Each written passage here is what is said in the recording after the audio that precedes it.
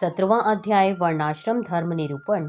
उद्धव जी बोले, अब आप कृपा करके यह बतलाइए कि मनुष्य को किन किन धर्मों का आचरण करने से आपकी प्राप्ति होती है। हे सर्वशक्तिमान यदुवंश शिरोमणि, पूर्व काल में आपने हंस रूप से जो उपदेश ब्रह्मा जी को दिया था, अब वह काल की गति से लोप सा हो गया है, क्योंकि उस परम धर्म के उपदेश को दिए हुए अनेकों युग बीत गए हैं। अतः आप अब उसी उपदेश को पुनः देने की कृपा कीजिए, जिससे वह फिर नया होकर इस संसार में फैले। श्री सुखदेव जी बोले, हे परीक्षित, जब परम भागवत उद्धव जी ने ऐसा प्रश्न किया, तब भगवान श्री कृष्ण ने अति प्रसन्न होकर मनुष्यों के कल्याण हेतु सनातन धर्म का उपदेश दिया। भगवान श्री कृष्ण बोले, हे प्यारे उद्धव, तुम्हारा प्रश्न अति रहस्यमय तथा वर्णाश्रम धर्मी प्राणियों के लिए अति कल्याणकारक मोक्ष देने वाला है। कल्प के प्रारंभ में जबकि पहला सतयुग चल रहा था, उस काल में सभी मनुष्य हंस वर्ण के थे। सभी प्राणी उस युग में जन्म से कृतकृत्य होते थे, इसीलिए उस युग को कृत युग भी कहते हैं। उस युग में प्रणव अ उ म ही वेद था। तपस्या, शौच, दया तथा सत्य ही धर्म के चार पैर थे। उस काल में सभी प्राणी निष्पाप, परम तपस्वी तथा भक्तजन थे और मुझ हंस रूप परमात्मा की उपासना करते थे। उस युग के पश्चात त्रेता युग आया। उसमें श्वास प्रश्वासों के द्वारा ऋग्वेद, सामवेद तथा यजुर्वेद प्रकट हुए। उन तीनों वेदों से होता, अधर्व्यू तथा उद्गाता, इन तीनों रूपों में मैं प्रकट हुआ। विराट भगवान के मुख से ब्राह्मण उत्पन्न हुए, भुजाओं से क्षत्रिय, जंघा से वैश्य तथा चरणों से शूद्र उत्पन्न हुए हैं। मेरे नितंबों से गृहस्थ आश्रम, हृदय से ब्रह्मचार्य आश्रम, वक्षस्थल से वानप्रस्थ आश्रम तथा मस्तक से संन्यास आश्रम उत्पन्न हुआ। जो वर्ण तथा आश्रम जिन जिन स्थानों में उत्पन्न हुआ, उन्हीं के स्वरूप उत्तम तथा अधम माने गए हैं। जो उत्तम स्थानों से उत्पन्न हुए हैं, उनके स्वभाव तथा गुण उत्तम हैं। ब्राह्मण वर्ण का स्वभाव उत्तम तथा गुण अधम है। ब्राह्मण वर्ण का स्वभाव दम, तपस्या, पवित्रता, संतोष, क्षमा, शीलता, सीधापन, भक्ति, दया तथा सत्य से युक्त होता है। क्षत्रिय वर्ण का स्वभाव तेज, बल, धैर्य, सहनशीलता, उदारता, ब्राह्मण भक्ति, स्थिरता तथा ऐश्वर्य आदि से युक्त होता है। वैश्य वर्ण का स्वभाव दान, शीलता, दंभहीनता, धन संचय करना तथा ब्राह्मणों की सेवा से युक्त होता है। शूद्रों का स्वभाव ब्राह्मण, गौ तथा देवताओं की सेवा करने का होता है। हे उद्धव, चारों वर्णों तथा आश्रमों के यही धर्म है कि मन, वाणी तथा शरीर से किसी की हत्या न करे, सत्य बोले व क्रोध न करे, चोरी आदि से बचे, काम तथा लोभ रहित रहे और समस्त कर्म दूसरों की भलाई के लिए ही करे। हे उद्धव, गर्भाधान आदि संस्कारों के क्रम से यज्ञोपवीत संस्कार रूप द्वितीय जन्य प्राप्त करके गुरुकुल में रहे और अपनी इंद्रियों को वश में रखे। आचार्य के बुलाने पर वेदाध्ययन करे, वहां पर ब्रह्मचर्य से रहे। मेखला, मृग चर्म, दंड, यज्ञोपवीत आदि धारण करे। सिर पर जटा रखाए, तेल आदि का उपटन न करे, मौन रहे, तीनों काल स्नान करे, हवन जप आदि करे, गायत्री का जप करे, पूर्ण ब्रह्मचर्य से रहे। यदि कभी स्वप्न आदि में वीर्यपात हो जाए तो जल में स्नान करके प्राणायाम करे तथा गायत्री का जप करे। जो भिक्षा मांग कर लाए वह गुरु के सम्मुख रखे और गुरु जो कुछ भोजन दे उसमें संतोष रखे। ब्रह्मचारी, वानप्रस्थी तथा सन्यासियों को स्त्रियों से सदा दूर रहना चाहिए। उनसे बातचीत तथा हंसी मजाक आदि नहीं करना चाहिए। 25 वर्ष की आयु उपरांत यदि वह नैष्टिक ब्रह्मचारी रहना चाहता है तो अति उत्तम है। वह अपने ब्रह्म तेज से मुझे शीघ्र प्राप्त कर लेता है। और यदि गृहस्थ आश्रम में प्रवेश करना चाहता है तो गुरु को दक्षिणा देकर अपने वर्ण की किसी उत्तम कन्या से विवाह कर ले। ब्राह्मण ब्रह्मचार्य के पश्चात संन्यास आश्रम में भी जा सकता है, किंतु प्रत्येक आश्रम में क्रमशः जाना ही अति उत्तम होता है। गृहस्थ आश्रम में प्रवेश होने पर यज्ञ आदि अध्ययन तथा जाप करने का ब्राह्मण, क्षत्रिय तथा वैश्य तीनों को समान अधिकार है, किंतु दान लेने, यज्ञ कराने का अधिकार केवल ब्राह्मण वर्ण को है। ब्राह्मण इन तीनों प्रकार से अपना जीवन निर्वाह करे, किंतु किसी नीच वर्ण की सेवा न करे। ब्राह्मण की आजीविका अध्यापन तथा यज्ञ आदि से नहीं चलती है तो वैश्य वृत्ति लेकर व्यापार आदि कर सकता है। जब उसकी वह विपत्ति दूर हो जाए तब उस वृत्ति को त्याग दे। यदि उस पर बहुत बड़ी विपत्ति आई हुई है तो क्षत्रिय वृत्ति लेकर तलवार उठा सकता है, किंतु नीचों की सेवा करके श्वान वृत्ति को कभी ग्रहण न करे। इसी प्रकार क्षत्रिय भी अपनी वृत्ति में जीवन निर्वाह न होने पर अध्यापन कार्य भी कर सकता है, किंतु नीचों की सेवा करके श्वान वृत्ति कभी न ले। वैश्य भी घोर आपत्ति के समय सेवा की वृत्ति से अपना जीवन निर्वाह कर सकता है, किंतु ये सब बातें आपत्ति काल के लिए ही हैं। आपत्ति काल व्यतीत होने पर फिर उस वृत्ति से जीविका उपार्जन न करे। गृहस्थ पुरुष को ब्रह्म यज्ञ तथा वेदाध्ययन आदि तर्पण रूप, पितृ यज्ञ हवन रूप, देव यज्ञ, काक बलि आदि भूत यज्ञ तथा अन्न आदि से अतिथि यज्ञ अवश्य कराना चाहिए। इनको एक दिन के लिए न छोड़े, अपनी आर्थिक दशा के अनुसार और भी बड़े बड़े यज्ञ करे। गृहस्थ पुरुष को अपने कुटुंब में ही आसक्त न होना चाहिए, सदा मेरा ध्यान बनाए रखना चाहिए, क्योंकि स्त्री पुत्र भाई बंधु आदि तो प्याऊ पर बटोहियों की भांति इकट्ठे हो गए हैं। इन सबको अपने अपने रास्ते चले जाना है। ये सब रिश्ते नाते शरीर तक ही सीमित हैं, फिर कोई किसी का नहीं होता है। इसीलिए घर गृहस्थी में अनासक्त भाव से रहकर ममता आदि त्याग कर घर गृहस्थोचित धर्म का पालन करे तथा भक्ति भाव से मेरी पूजा करता रहे। गृहस्थ आश्रम के पश्चात अपने गृहस्थ का भार अपने पुत्र आदि को देकर वानप्रस्थ आश्रम ले ले। तत्पश्चात संन्यास आश्रम लेकर मोक्ष का मार्ग खोजे। 18वां अध्याय वानप्रस्थ और सन्यासी के धर्म। भगवान श्री कृष्ण जी बोले, हे प्यारे उद्धव, गृहस्थ मनुष्य गृहस्थ आश्रम को त्याग कर वानप्रस्थ आश्रम में जाना चाहे तब अपने स्त्री पुत्रों को सौंप दे या अपने साथ लेकर शांति पूर्वक वन में आसन बनाकर आयु के तीसरे भाग को व्यतीत करे। वन में रहकर कंदमूल फल का सेवन करे। वृक्षों की छाल, घास पात तथा मृग छाल आदि वस्त्रों की जगह काम में ले। अपने केश, दाढ़ी, मूछ, नख आदि को न कटाए, दातुन आदि न करे। जल में घुसकर तीनों समय स्नान करे तथा धरती पर शयन करे। ग्रीष्म ऋतु में पंचाग्नि लगाकर तपे। वर्षा ऋतु में खुले मैदान में रहे तथा जाड़े की ऋतु में कंठ तक जल में नग्न रहकर मेरा भजन करे। दूसरे के लाए हुए फल तथा देश काल के अनुकूल न होने वाले फलों को प्रयोग में न लाए। निवार आदि जंगली अन्न से ही चरु पूर्णाश आदि बनाकर उनसे वैद्यक यज्ञ करे। वानप्रस्थी, अग्निहोत्र, दर्श, पौर्णमास तथा चातुर्मास्य आदि यज्ञ गृहस्थों की भांति करे। इस प्रकार घोर तपस्या करके अपने शरीर के मांस तथा रक्त को सुखा दे। इस तपस्या के प्रभाव से वह पहले ऋषियों के लोक को जाता है, फिर वहां से मेरे लोक को चला जाता है। इस तपस्या को निष्काम भाव से करे।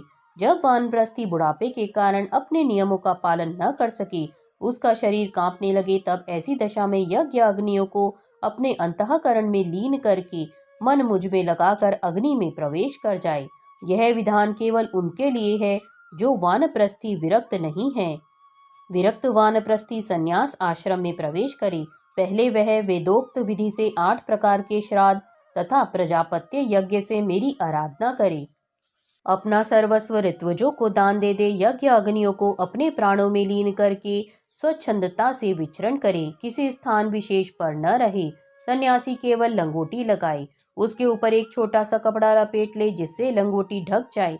दंड तथा कमंडल के सिवाय और कुछ भी वस्तु अपने पास न रखे।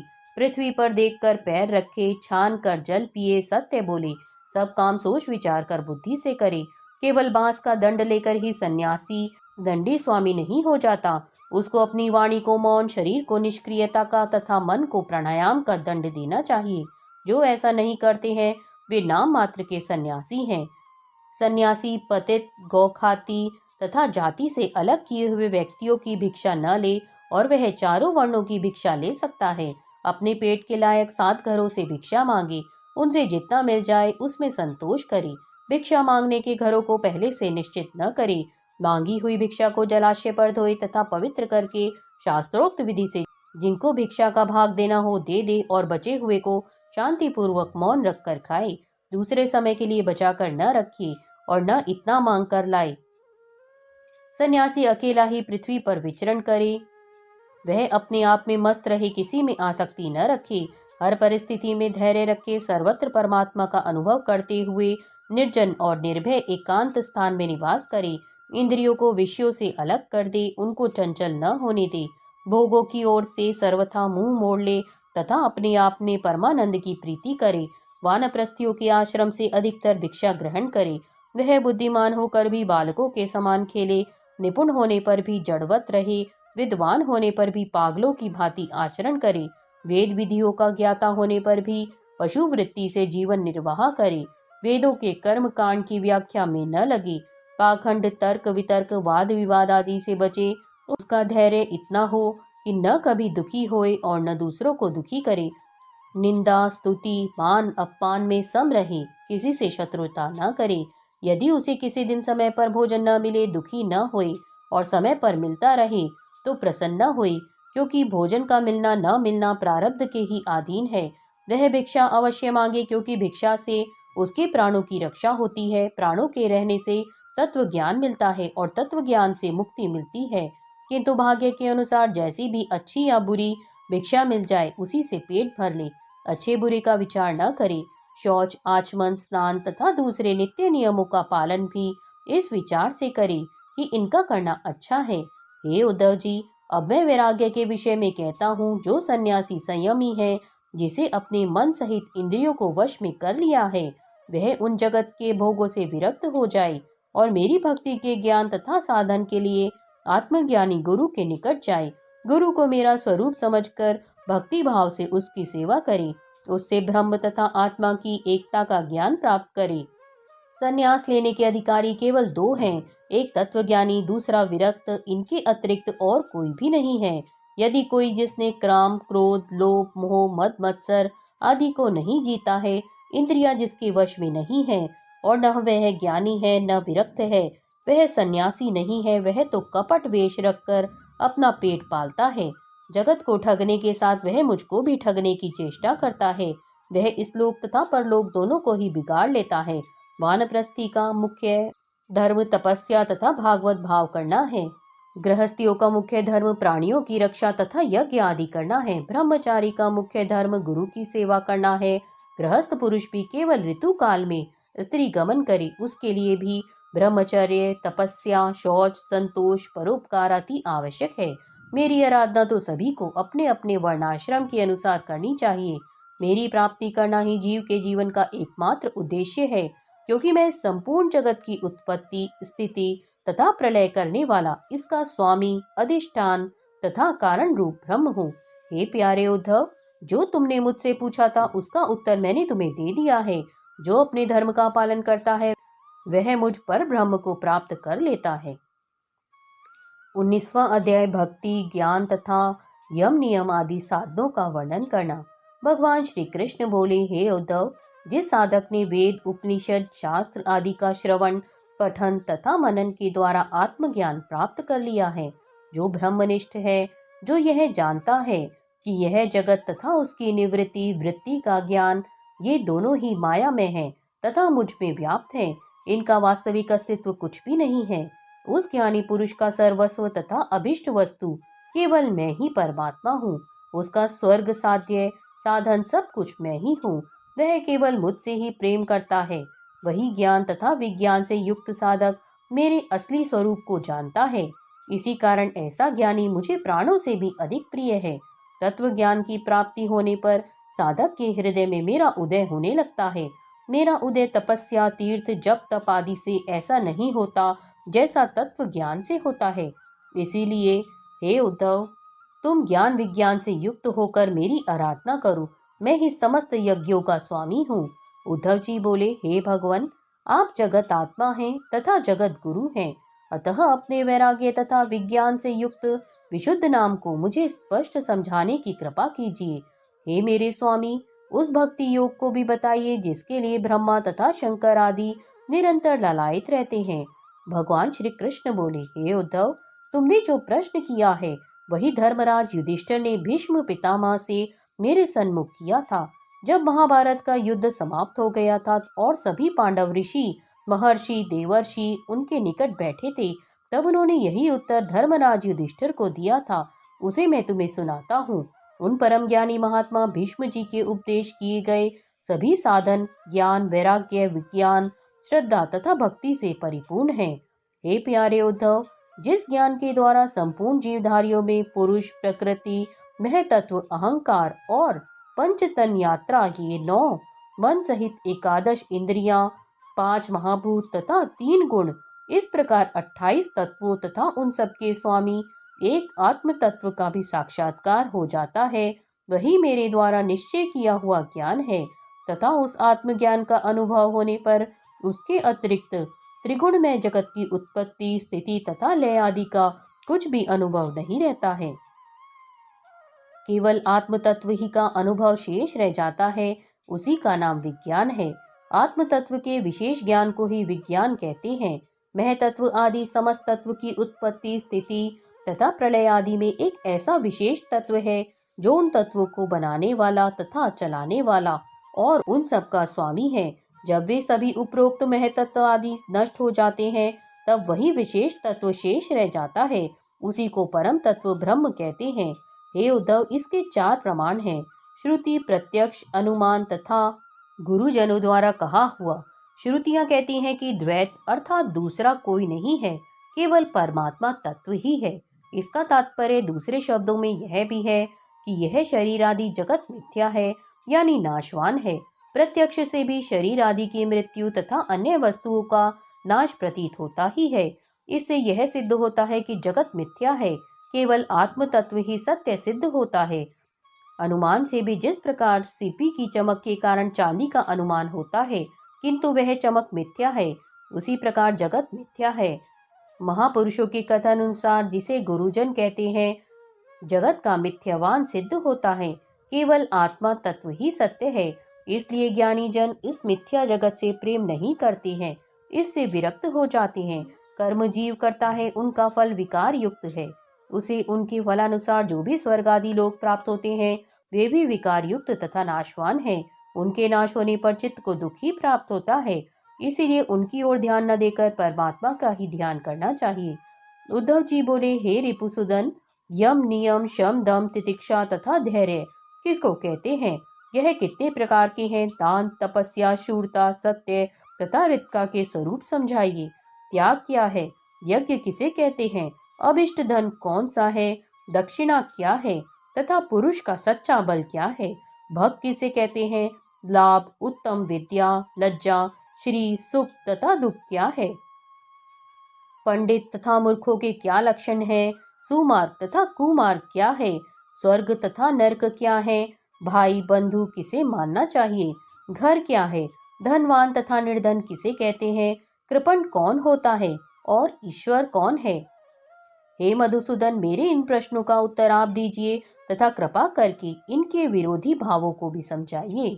भगवान श्री कृष्ण बोले, हे प्यारे उद्धव, यम 12 प्रकार के होते हैं: अहिंसा, सत्य, अस्त्य, असंचय, आस्तिकता, असंगता, लज्जा, ब्रह्मचर्य, मौन, स्थिरता, क्षमा तथा अभय।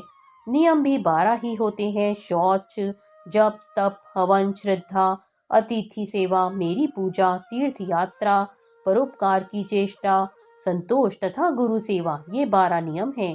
जो साधक इनको सकाम तथा निष्काम किसी भी प्रकार से करता है, उसके लिए दोनों ही उपयोगी हैं।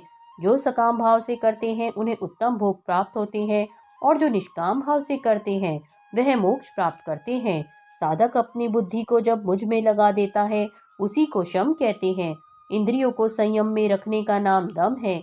न्याय से जो दुख प्राप्त हो, उसको सहने का नाम तितिक्षा है। जिह्वा तथा जनेंद्रिय पर विजय प्राप्त कर लेना ही धैर्य है। किसी से द्रोह न करना ही सच्चा दान है। भोगों को त्याग देना ही तप है। अपनी वासनाओं पर विजय प्राप्त कर लेना ही शूरता है। सर्वत्र परमात्म तत्व का दर्शन करना ही वास्तविक सत्य है। मधुर तथा सत्य भाषण को ही ज्ञानी जन ऋत कहते हैं।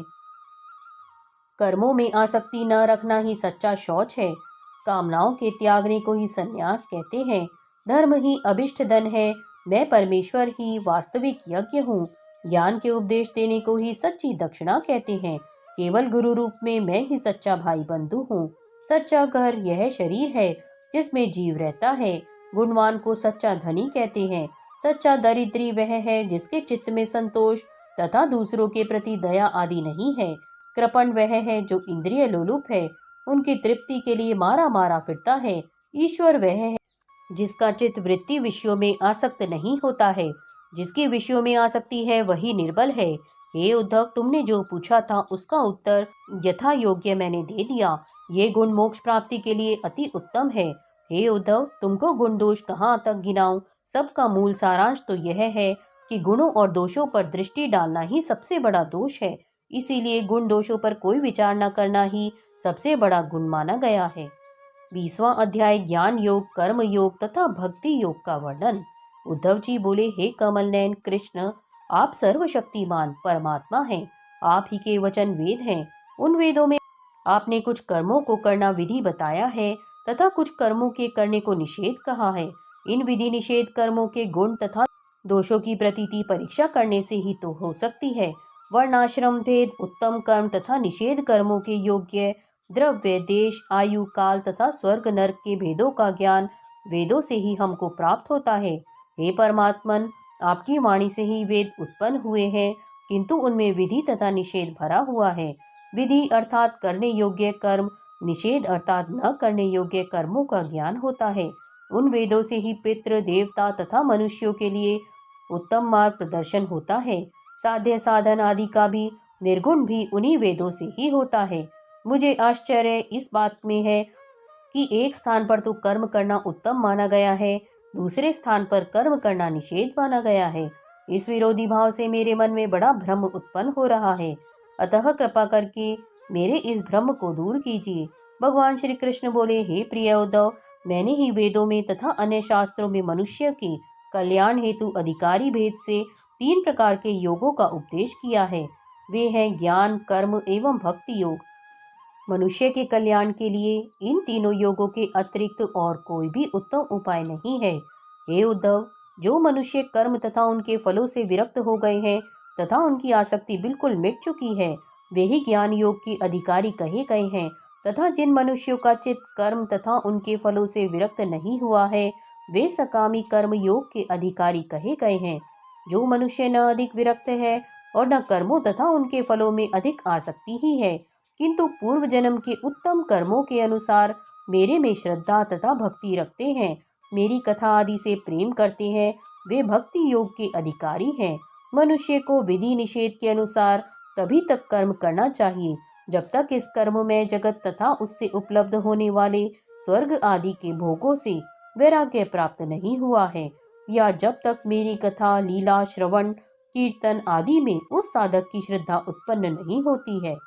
उस साधक को चाहिए कि अपने वर्ण तथा आश्रम के द्वारा मेरी आराधना करता रहे, निषिद्ध कर्मों को त्याग कर वेद विदित कर्मों को ही करता रहे, तब उसे स्वर्ग तथा नरक में नहीं जाना पड़ता है।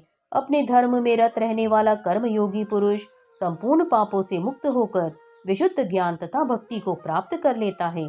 केवल कर्मों का उपयोग अपने अंतःकरण को शुद्ध करने के लिए ही होता है। अंतःकरण शुद्ध होने पर ज्ञान तथा भक्ति तो स्वयं भगवान ही देते हैं। इस कर्मयोगी को मनुष्य का शरीर प्राप्त करना अति दुर्लभ है। इसके लिए स्वर्ग में निवास करने वाले देवता भी तरसते हैं, क्योंकि इस मनुष्य शरीर में ही अंतःकरण शुद्ध होने पर भक्ति या ज्ञान की प्राप्ति होती है। स्वर्ग तथा नरक को भोगने वाला शरीर इन साधनों को प्राप्त नहीं कर सकता है। इसीलिए बुद्धिमान पुरुष को स्वर्ग तथा नरक की इच्छा नहीं करनी चाहिए और न मनुष्य शरीर की ही इच्छा करनी चाहिए, क्योंकि इन तीनों शरीर में किसी में भी अभिमान प्राप्त होने पर परमात्मा के वास्तविक स्वरूप को भूलने की आशंका रहती है।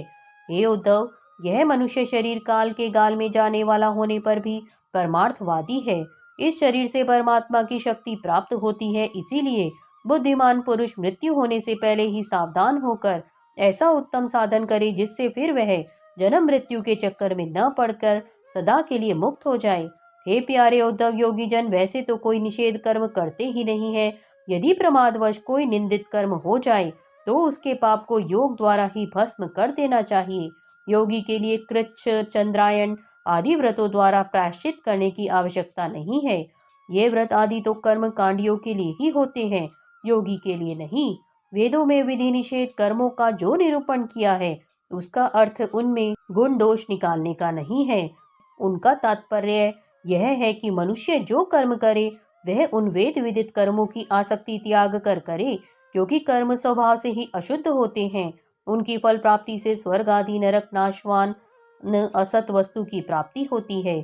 मेरी प्राप्ति तो तभी होती है जब वह उन सभी कर्मों से विरक्त हो गया हो और उन कर्मों को दुख में समझता हो। किंतु ऐसा सब कुछ जानते हुए भी जो उन भोगों को त्यागने में असमर्थ है और इसकी इच्छा उन भोगों को भोगने में लगी हुई है, तो ऐसे पुरुष को चाहिए कि उन भोगों को तो भोगता रहे, किंतु उनमें सच्ची आसक्ति न रखे और उन्हें दुख रूप समझकर उनकी निंदा करता रहे और साथ ही साथ मेरा भजन करता रहे। इस प्रकार मेरी भक्ति के द्वारा निरंतर भजन करते रहने से उस साधक के हृदय में मैं स्वयं विराजमान हो जाता हूँ और हृदय में मेरे विराजते ही उसकी सब वासनाएं नष्ट हो जाती हैं, उसके सब संशय दूर हो जाते हैं और मुझ सर्वात्मा का साक्षात्कार हो जाता है। इस प्रकार भक्ति योग द्वारा मेरे चिंतन करने वाले साधक को ज्ञान तथा वैराग्य की आवश्यकता नहीं होती है। ज्ञान, वैराग्य, योगाभ्यास, कर्म, तपस्या, दान तथा धर्म आदि जितने भी साधन हैं, उन सबों का फल मेरे भक्त को मेरी भक्ति के द्वारा अनायास ही प्राप्त हो जाते हैं। मेरा भक्त स्वर्ग आदि की कभी कामना नहीं करता है, वह मुझे छोड़कर केवल मोक्ष को भी नहीं चाहता है। इसीलिए निष्काम भाव से काम करना ही मेरी भक्ति प्राप्त करना है। विधि निषेध तथा गुण दोषों का निरूपण करना तो कर्म करने वालों के लिए है। मेरे अनन्य प्रेमी भक्तों के लिए विधि निषेध तथा गुण दोषों से उत्पन्न होने वाले पुण्य तथा पापों से कोई संबंध नहीं है। इस प्रकार मेरे बनाए हुए ज्ञान योग, भक्ति योग तथा कर्म योग, इन तीनों मार्गों का आश्रय लेता है, वह मेरे परम पद को प्राप्त कर लेता है। 21वां अध्याय गुण दोष व्यवस्था का स्वरूप तथा रहस्य। भगवान श्री कृष्ण बोले, हे प्रिय उद्धव, मेरी प्राप्ति के लिए 3 मार्ग हैं, भक्ति योग, ज्ञान योग, कर्म योग। जो इन तीनों मार्गों को त्याग कर चंचल इंद्रियों के द्वारा तुच्छ भोगों को भोगते रहते हैं, वे सदा जन्म मृत्यु के चक्कर में पड़े रहते हैं।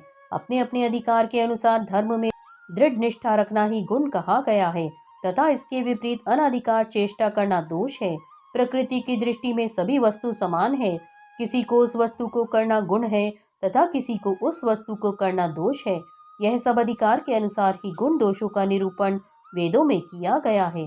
इन गुण दोषों तथा शुभ अशुभ विधानों के निरूपण करने का तात्पर्य यह है कि मनुष्य उन गुण दोषों के द्वारा वस्तु के वास्तविक स्वरूप को समझकर करने योग्य तथा न करने योग्य कर्मों का ज्ञान प्राप्त कर ले, उनके द्वारा धर्म करे तथा समाज की व्यवस्था ठीक ठीक रूप से चला सके। इससे दूसरा लाभ यह भी है कि अपनी वासनाओं को जागृत करने वाले कर्मों के जाल में न फंसे और शास्त्रानुकूल कर्मों को करके अपने मन को वश में कर सके और अपने को नियंत्रित रखे। इन सब आचार विचारों का प्रतिपादन मनु आदि के द्वारा मैंने ही उन पुरुषों के लिए किया है जो कर्मकांडी तथा धर्म के लिए ही कर्म करना उत्तम समझते हैं। ये पंचभूत पृथ्वी, जल, अग्नि, वायु तथा आकाश, ब्रह्मा से लेकर वृक्ष आदि तक सभी प्राणियों के शरीर के बनाने वाले हैं। इन्हीं 5 तत्वों से शरीर का निर्माण होता है, इसीलिए ये सब शरीरों के लिए समान है। सबकी आत्मा भी एक होने से सबके लिए समान है। हे प्रिय उद्धव, सब शरीरों के लिए 5 भूत समान नाम होने पर भी वेदों ने वर्णाश्रम के अनुसार इनके अलग अलग रूप तथा नाम इस कारण बना दिए हैं कि अपनी वासनाओं को नियंत्रित करने वाली प्रवृत्ति को नियंत्रित तथा संकुचित करके धर्म, अर्थ, काम तथा मोक्ष आदि को प्राप्त कर सके। इसके अतिरिक्त देश, काल, फल, कारण, अधिकारी तथा अन्य आदि वस्तुओं में भी मेरे गुण द्वारा गुण दोषों का निरूपण किया गया है। यह सब कुछ इस कारण से किया गया है कि मनुष्य की प्रवृत्ति अभिमानवश उच्छृंखल न हो तथा मर्यादा का नाश न हो पाए। नियम व आचार धनी व कंगाल दोनों से निप सकता है। सामर्थ्यवान मल मूत्र करने के उपरांत दूसरी धोती पहन ले और कंगाल मनुष्य जिसके पास दूसरा वस्त्र न हो वह गीली धोती पहनकर अपना नियम रखे। सूखा अन्न हवा लगने से पवित्र रहता है, वह चांडाल के छूने से भी अशुद्ध नहीं होता है। सूती कपड़ा धोने से पवित्र होता है। रेशमी वस्त्र को जब तक पहनकर दिशा फिरने न जाए और भोजन करते समय वह सूतक में न पहने तब तक शुद्ध रहता है, उसे धोने का प्रयोजन नहीं होता। तांबे व पीतल का बर्तन खटाई व राख से मांजने, चांदी का धोने और सोने का हवा लगने से पवित्र हो जाता है। कदाचित किसी बर्तन या कपड़े में मल मूत्र लग जाए तो जब तक उसकी दुर्गंध व रंग न छूटे तब तक वह पवित्र नहीं होता।